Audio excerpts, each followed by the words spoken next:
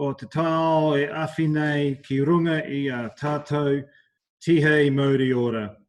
May the peace of the sky above, of the earth below, and of the all-embracing universe rest upon all of us. Kia ora. Kia ora. Thanks, Chris.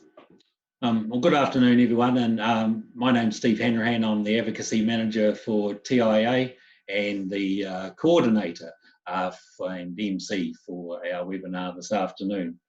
I'd just like to run through the format of the webinar. We have three panellists on the webinar today. In order of speaking will be Chris Roberts, Chief Executive of TIA, with an update from TIA. Chris will be followed by Denise Bain from the Ministry of Social Development, who will talk about the wage subsidy scheme. And then we're also joined today by Richard Davies from MBIE Tourism to provide an update. Each panellist will talk for up to 5 minutes, and then we will do Q&A. So just draw your attention to the screen, to the bottom of the screen where you'll see Q&A. So I encourage you to send through your questions that you have.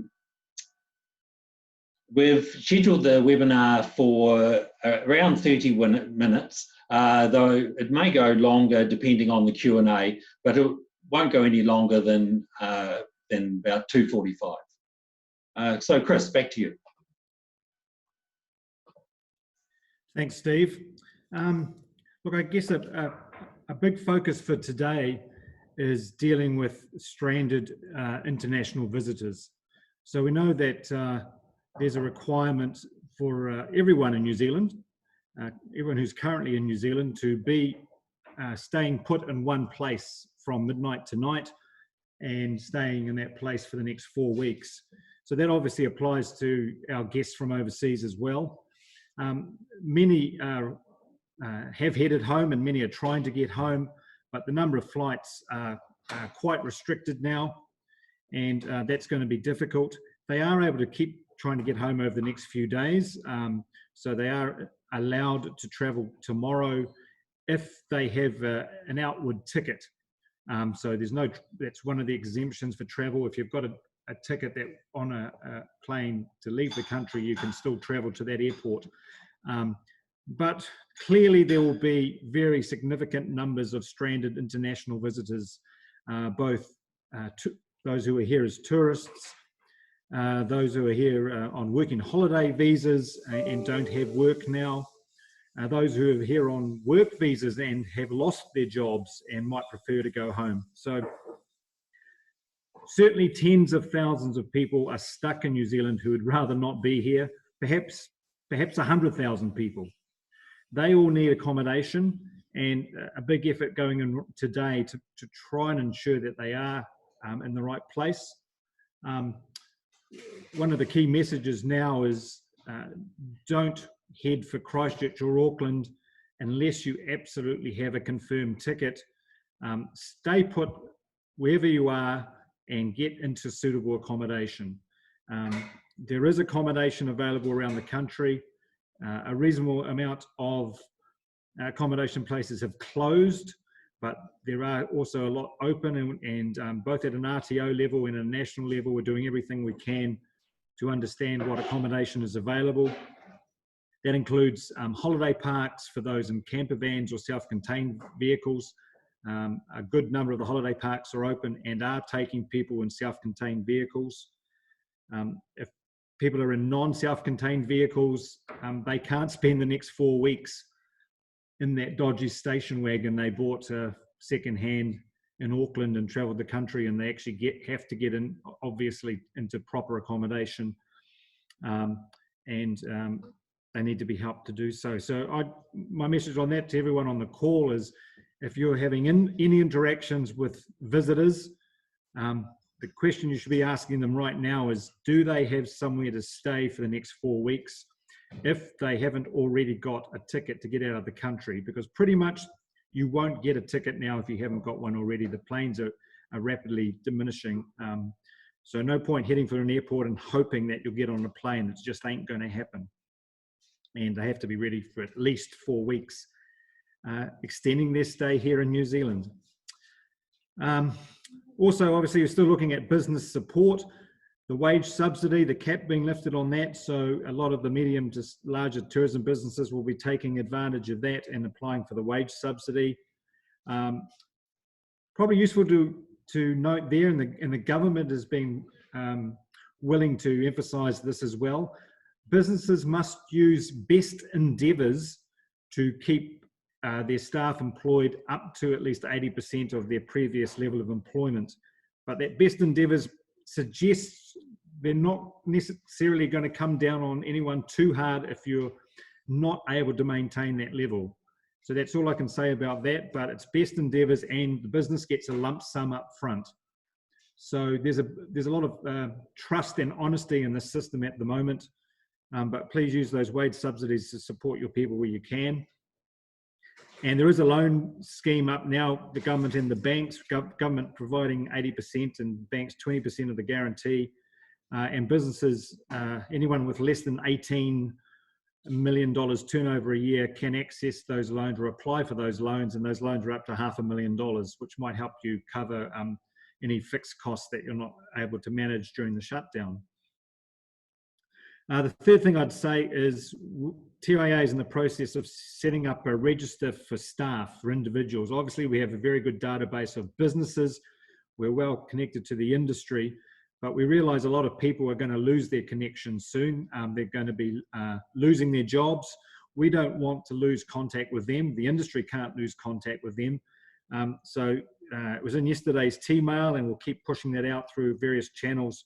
An opportunity for individuals from businesses to register on that tourism list. People who have been working in tourism, people who would love to come back and work in tourism if they're losing that opportunity right now. We've got to keep that community connected and alive, and encourage anyone to put their name down on that list so we can keep them in contact. Communication is going to be incredibly important over the next period. And also for your businesses, even if you've had to let go staff, you're their support at the moment. If you've let go people here on working visas, they may be wondering how they're going to pay the rent. They can't get home. Maybe that was their intention and now they can't. And your New Zealand staff as well.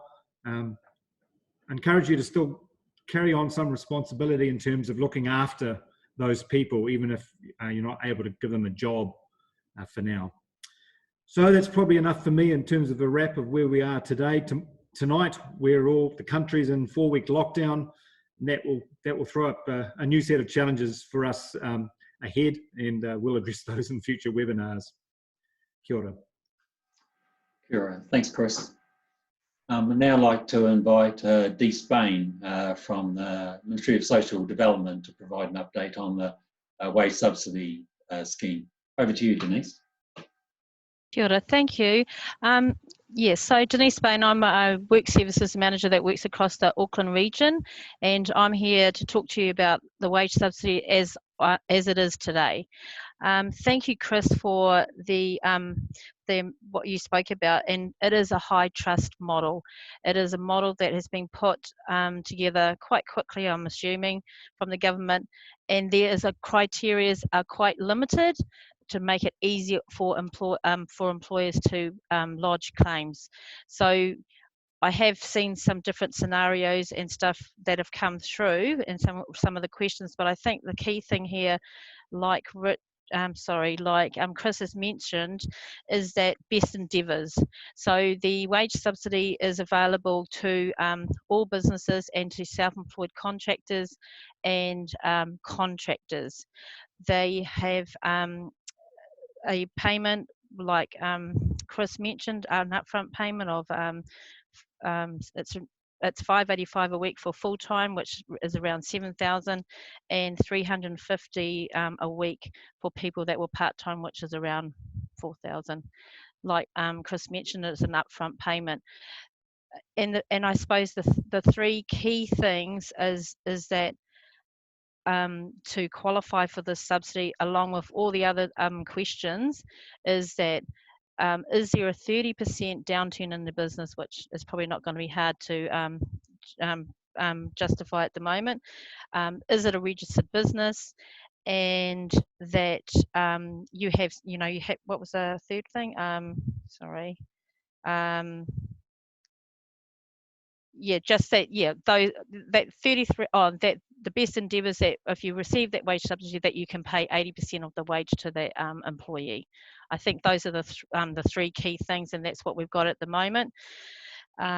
We are working through a backlog, will we say a backlog of applications, and one of the things that myself and my colleague that I've got here with me today, Fritz, is that we are able to, if we have any queries of if people have lodged the wage subsidy and haven't heard anything, there's not an automatic reply to say, hey, we've got your application and we're working on it, unfortunately.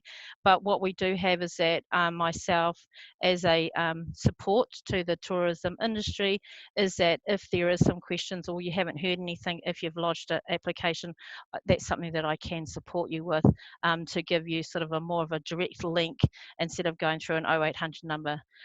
Obviously, I'm saying if you haven't heard anything in about 5 days and you're wondering what's happening, I'm quite happy to sort of like help field some of those calls, get some emails, so that I can just give you some quick feedback as to maybe the application, there was something not quite right, or maybe that it's just because it's sitting there and it's just waiting to be approved. But there is certainly some stuff that I can do, and my colleague here, to help support you through that process if it seems like you've heard nothing.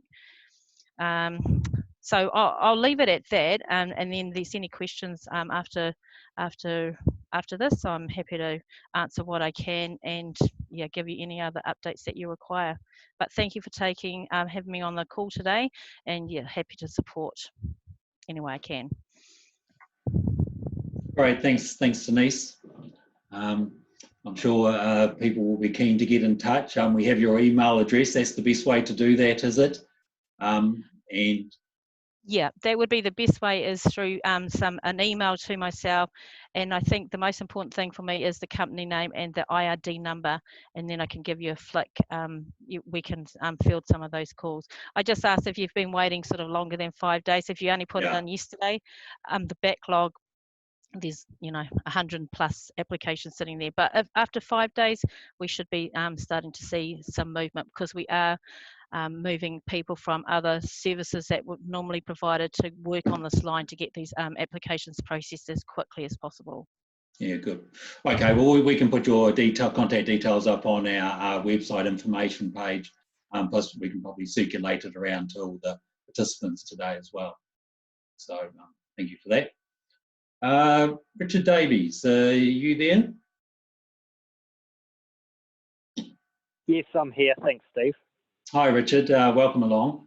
Over to you. So, Richard Davies from MBIE Tourism. Yeah, hi all. And I think it might have been sort of this time last week that I was at another one of these, and things change a lot in a week, as we know. So I thought it'd be useful just to touch on, I guess, the 3 key priorities for us since the Prime Minister's announcement on Monday that we're moving to level 4 tonight. So, so the first one is obviously this issue of there's both international visitors who want to stay in New Zealand. There's international visitors who might have preferred to get home but can't, and then there'll be New Zealanders who would like to get home but can't, and also New Zealanders who can't be home for other reasons. And so there's a really complex picture across those categories as to how the government can make sure that the public health benefits of this of level 4 are realised. And so there's a lot of work going on that. For anyone who's on the call who's in the accommodation sector, and particularly who's been in touch about making space available, I'd just like to say a thank you. So MBIE's temporary accommodation services is set up, and a large pool of hotel and accommodation inventory has been compiled, and so that temporary accommodation service is trying to match people, both New Zealanders and internationals, with accommodation, and obviously that's going to be a real focus. It will continue to be a real focus beyond 11:59 tonight, I suspect. The third one, which again is related, which is just worth touching on, is this definition of essential services. So a lot of questions from right across the economy about whether my business is an essential service. So I think the team tells me there were 1,000 emails at 9 a.m. this morning, and they keep coming in. So there's a team working through that, and there's a email address. There may be a phone number, but there's certainly an email address for inquiries.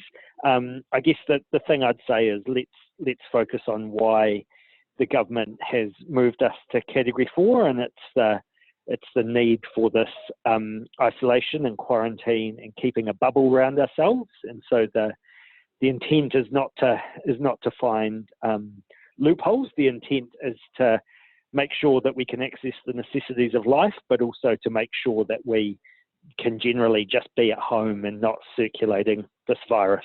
So look, if you've got specific questions, probably that email address is the place to go.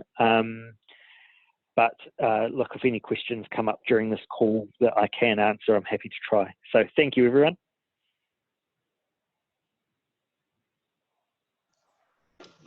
Thanks, Richard. Very good. Okay, we'll head into Q&A with the panelists. So we've got Richard, Chris and Denise.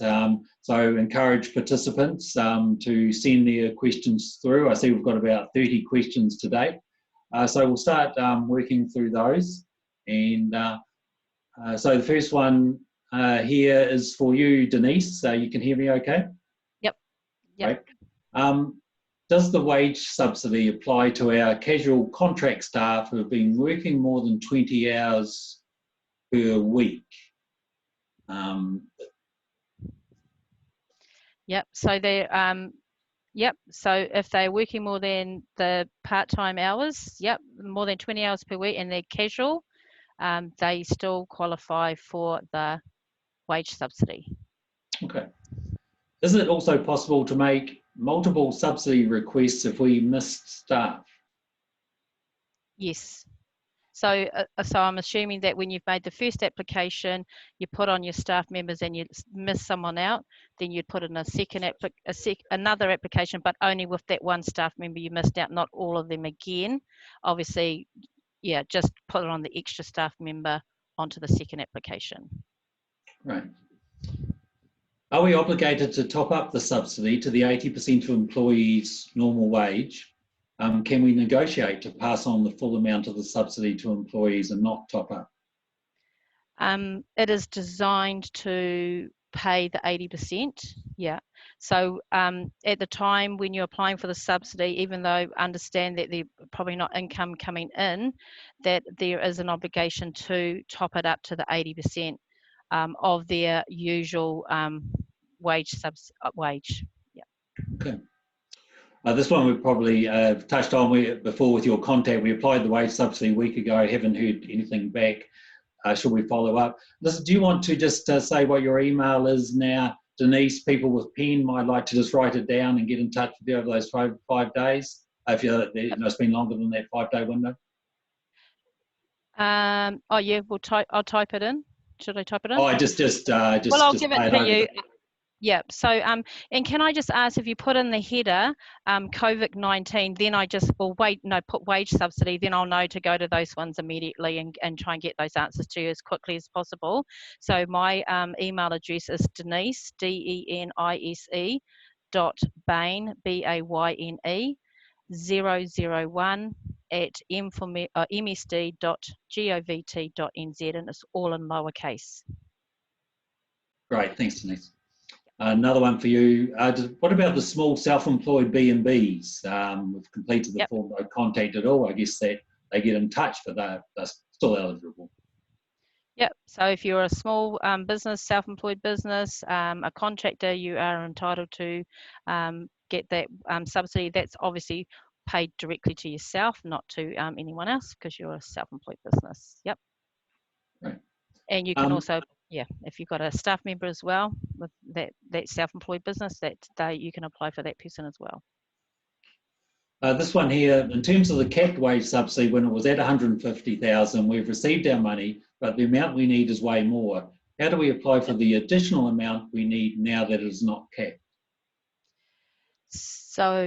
So you can reapply. So the staff, and I'm just taking this, but the staff that you have applied for, which previously under the cap was around 22 staff, because that sort of got you up to that that 150. So don't include those staff members because they're being paid, but put on the additional new staff members that you've now, because of that lifting of that cap. Okay. That makes sense? Yes. Yep. If a business owner isn't paying themselves as an employee, that is not wages, but instead taking drawings, are they able to receive the wage subsidy?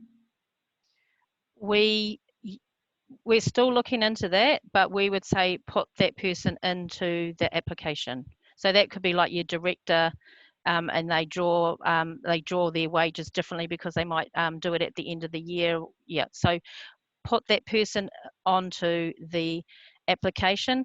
It's just that if someone has multiple businesses, they can only apply once.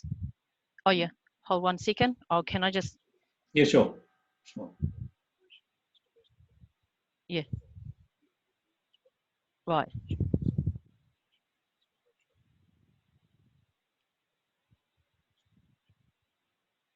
Yeah. Oh, fine. Yeah.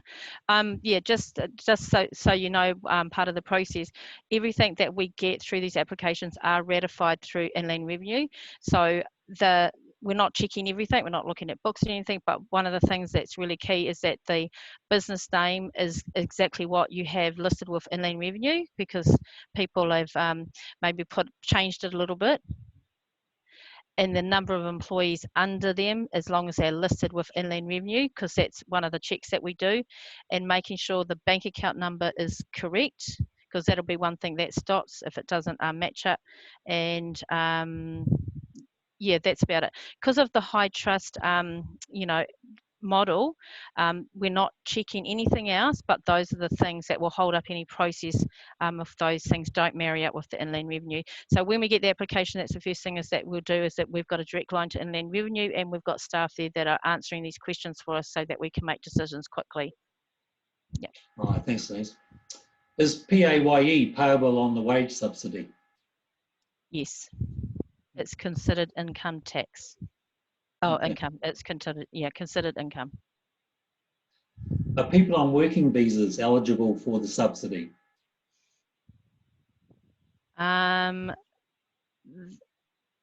We think they might be, but we'll clarify that question and come back to you, because I understand the tourism industry, there's a lot, so I just wouldn't like to say yes to that. I will clarify that question. So it's a working visa. We think they would, but we'll just double check that. Just don't want to get the information wrong, because Sure, we're learning as we go too. Yeah, sure, I understand that. There's a number here who wanted your contact details, so good to have those. Thank you. Yep. Denise, are the larger employers able to submit their wages subsidy applications by file rather than somewhat painfully typing them? We had this question yesterday, because obviously when they designed this process, there was that cap, and now obviously, bigger employees, if you've got 100 staff, obviously it's a little more difficult. But at this stage, the answer to that is yes. We do need those people put onto the application. Yep. All right. Yeah. Do 20.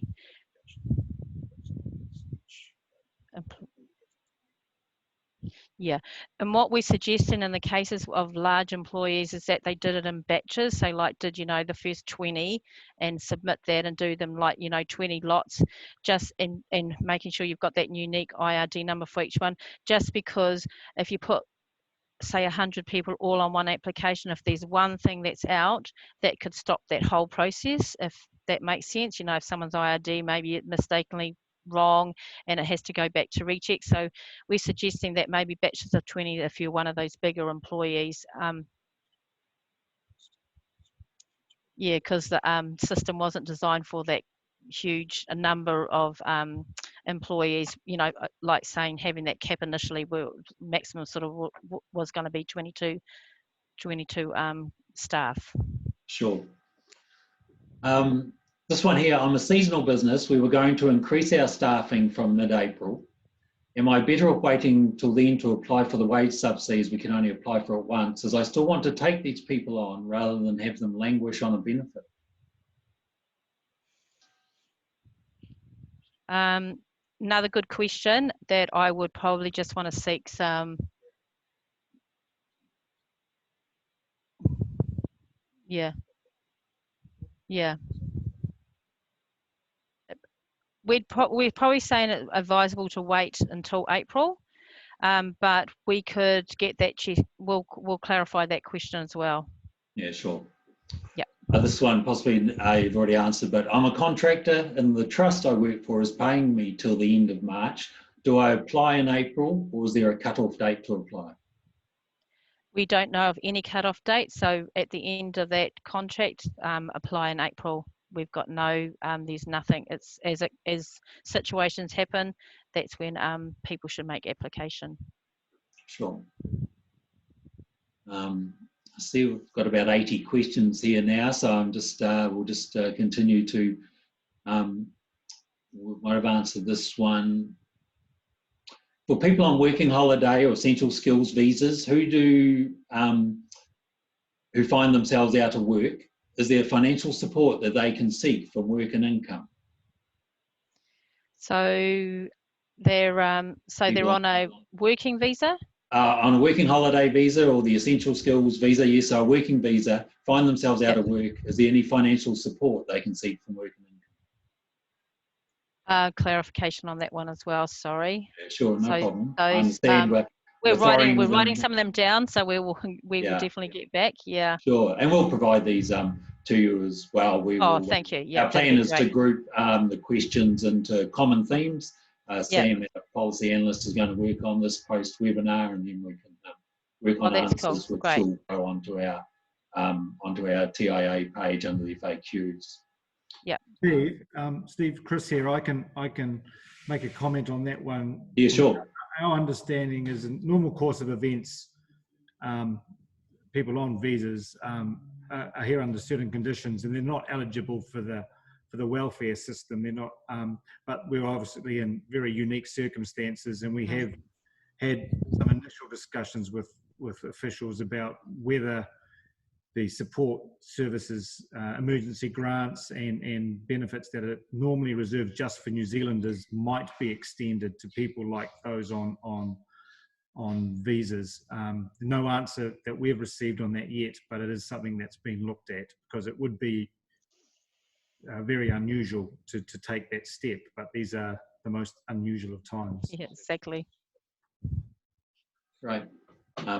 I'll give you a break for a minute, Denise. Richard, are you there? Yes, I'm here. Yeah, maybe one for you. What's the best way for an accommodation provider to sign up to the temporary accommodation service, the TAS? How about if it's between, if that person could perhaps get in touch with TIA, with you guys, we can, offline, we can easily make that happen. Okay, no problem. So for the person, whoever wrote that question, just get in touch with TIA. If you send it through to info@tia.org.nz, we've got a team of people working on inquiries that are coming through that email. So just send it through to info@tia.org.nz. Yeah, that sounds good. Okay. Denise, back to you. This one has come up on a regular basis. What if we simply do not have any work for people to do when they're getting the wage subsidy? Yes, so I mean, that's the commitment, I suppose, in the sense that, you know, that's where the difficulty will arise will come about, because obviously the 80% expectation of that, if you get that subsidy, to still be meeting the 80% wage to that employee. If that's not going to be possible, then that's a case when, if you did have to lay off staff because you couldn't meet that commitment, then there would be entitlements through the benefit system that would have to consider. Okay, thank you. Sorry, another one for you, Denise. Can you please discuss the COVID-19 leave payment as opposed to the wage subsidy? Sure.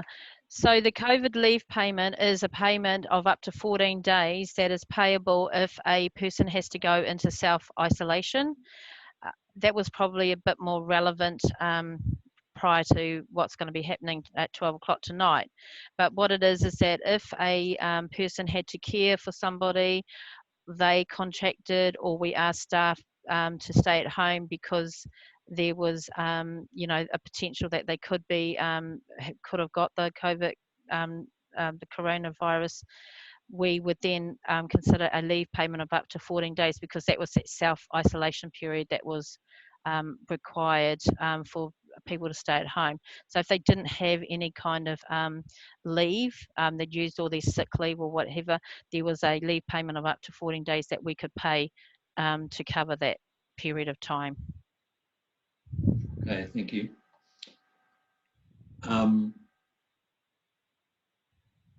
This one here, can we legally pay only 80% of wages? Can we legally pay 80% of wages? Well, the thing is that the wage, the 585, I suppose for me, and you know, I'm assuming that you can because we've got this as a government, but I mean that 80% of any wage, because it's above that 585, is above the minimum wage, because currently the minimum wage sits at 17.70. That's going to increase to 18.90 come the 1st of April. So legally, I'm assuming that we can, but you know, I don't. I'm assuming that you can, because we are paying minimum. We are paying above minimum wage. And Steve, Chris here again. My presumption is that you'd be paying 80% of their normal salary, and they would only be working 80% of the normal hours, unless they agreed to essentially work full time and take a pay cut. So if you're only paying someone 80% of their normal salary, they would be entitled to only be working 80% of the hours they would normally work. Okay. And they could be working less hours and still getting that 80%, or they could be working no hours and getting 80% at this particular time. If they are a non-essential worker, they won't be working. But yeah. Right. All right, I see there's a couple more questions have come through about register of accommodation with MBIE. Send your query through to info@tia.org.nz, and we'll probably try to get something up on our website, I would imagine, about how this is how that's processed. Denise, back to you. Yep.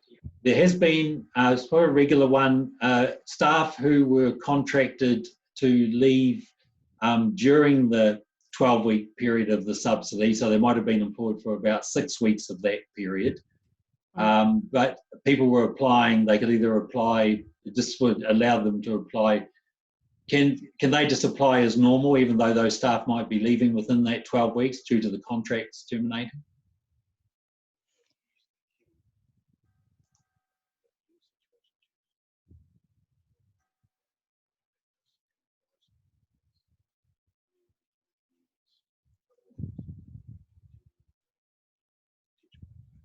Right. So at the particular time that they're still employed, they can apply for the wage subsidy as normal. But if that changes, like they leave in that 6 week, it's advisable to inform us so that we could edit that, so there's no potential of any overpayment. But just keeping us informed, I suppose, is the key there. But at that particular time when they apply, because like I said, the you know, what it doesn't mention anything about casual, you know, all those different scenarios. So the answer is to make that application at that time, because you know, anything could change in that 6 weeks as well. Things could change. Yeah. Okay. All right, I see we're having participants drop out. We'll keep just working through to probably questions through to around about 2:45.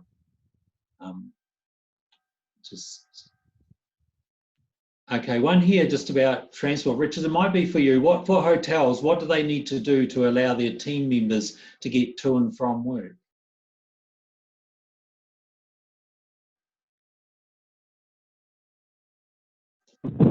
I'm not sure exactly, Steve. Like, Yeah, I'd sure. have to I'd have to come back to you on that one.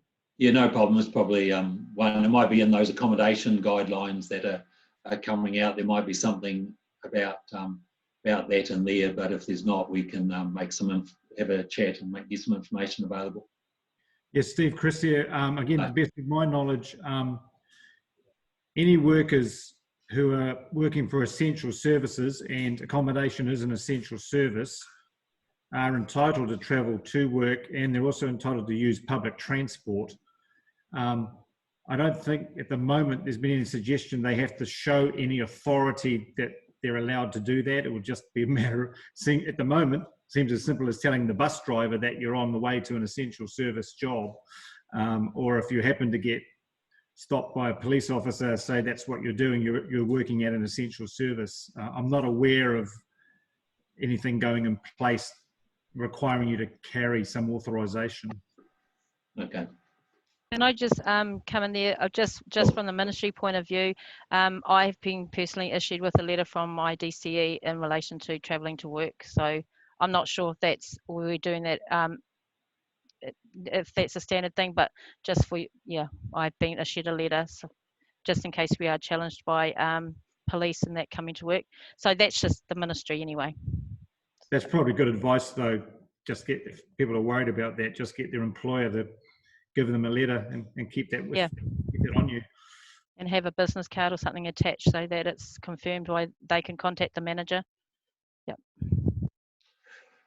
Denise, I think we've covered off on this one. How do we apply for the wage subsidy for guides that were scheduled to work for just 1 week or two, not 12 weeks straight? So you've mentioned that they can apply, but then need to advise the ministry of changes if they're not in employment any longer. Yep. Sorry. Yep, that's right. Richard, might be one for you on visitor visa. I've got some overseas customers from Europe whose tourist visa is expiring soon. Can we provide some assurance that they won't be in trouble for overstaying the visa, or how can they extend the visa? They do need to get in touch with Immigration New Zealand about that, and I think there should be something on the INZ website, so it's a known, like INZ knows this will be an issue, and they know that, and that the sort of disruption of this will be taken into account in terms of the visa processing process. So hopefully there should be something on the INZ website about that, but you do need to get in touch with INZ. Right, thank you. Denise, back to you. Does this, probably cover this off, but just to confirm it, does the subsidy apply to partnerships where every aspect of the business is run solely by the partners? Oh, can you just explain that a bit more? So the subsidy applied, there's a partnership, so a Yep. business that's in a partnership arrangement, every aspect of this business is run solely by those partners. Yep. They can apply for the subsidy? Yes. Yeah. And each one of them can apply.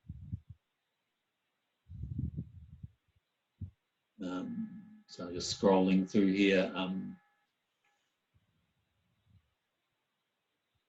Okay, Denise, you've said that there's an obligation to top up to 80%. What if we don't have the money to do that due to the impact of COVID?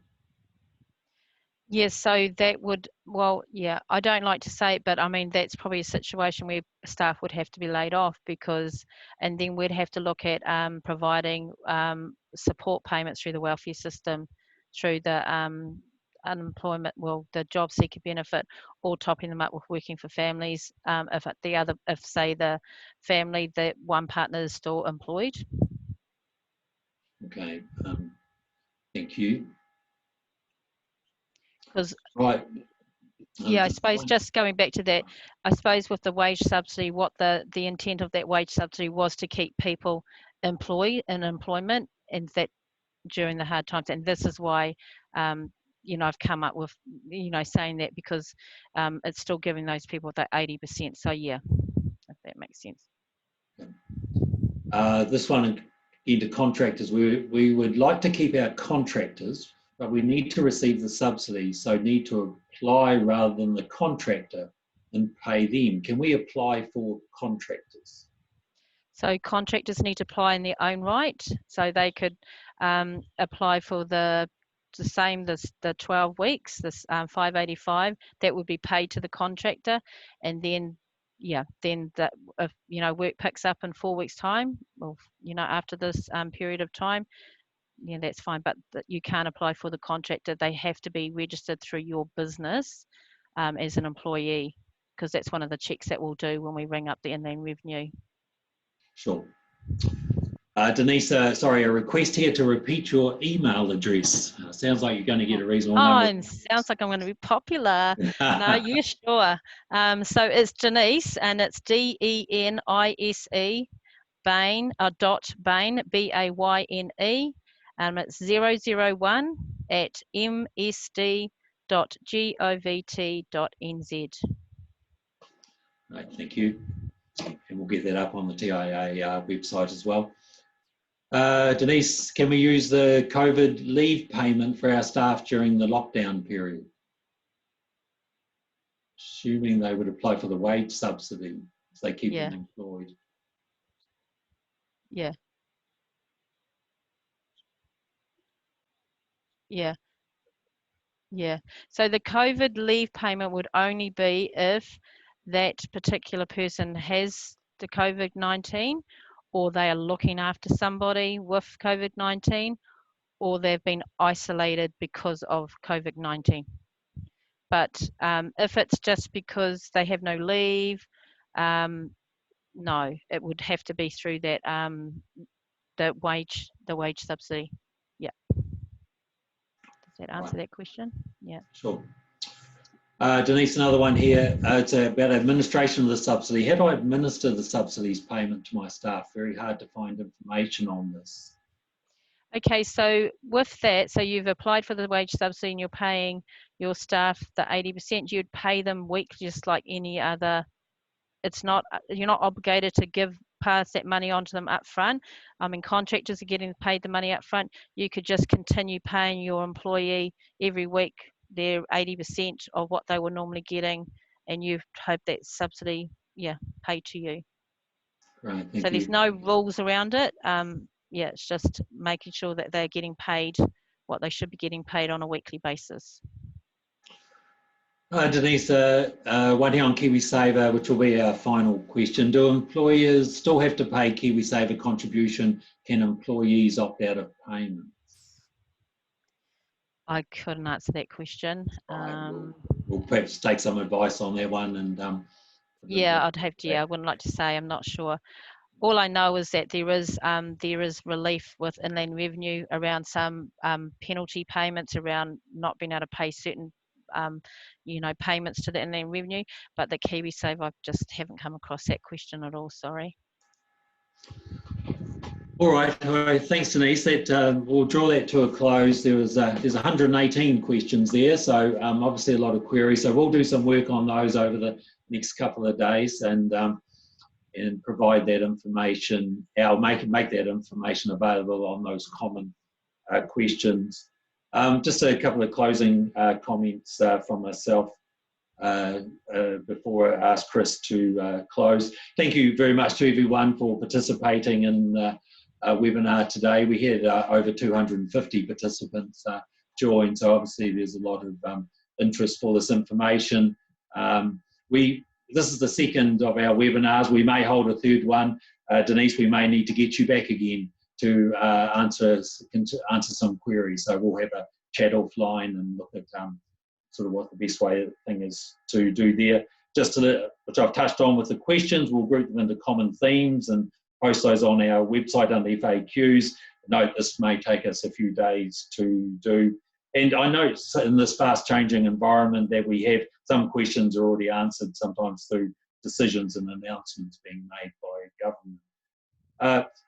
To our participants and members, please go to the TIA website, www.tia.org.nz, for information, advice. There's a very good page there on advice and support for operators and travellers, which is regularly updated. And also the covid19.govt.nz website, I find particularly useful to go and get information as well. If you've got a particular query that you don't feel has been answered yet, or you'd like to answer more quickly, please send us an email through to info@tia.org.nz. We have a team responding to these queries, so I encourage members to send those through, or of course feel free to give us a call to discuss. Chris, over to you.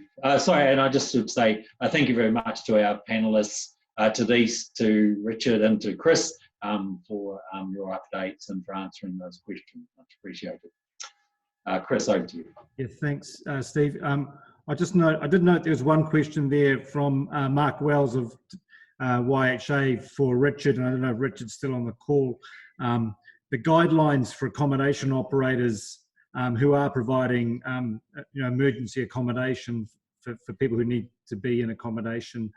Mark noting that these are needed urgently. I know there is someone in Richard's team working on those. We saw drafts earlier, and yes, I think Richard knows how urgent it is to get those guidelines completed so we can get them out to all our accommodation providers so they know exactly what they should be doing with their guests. So yes, another plea, Richard, if we can have those guidelines now, we really need to get them out today. They're not going to be as valuable tomorrow, so we need those guidelines on what our accommodation providers are doing as soon as we can possibly get them.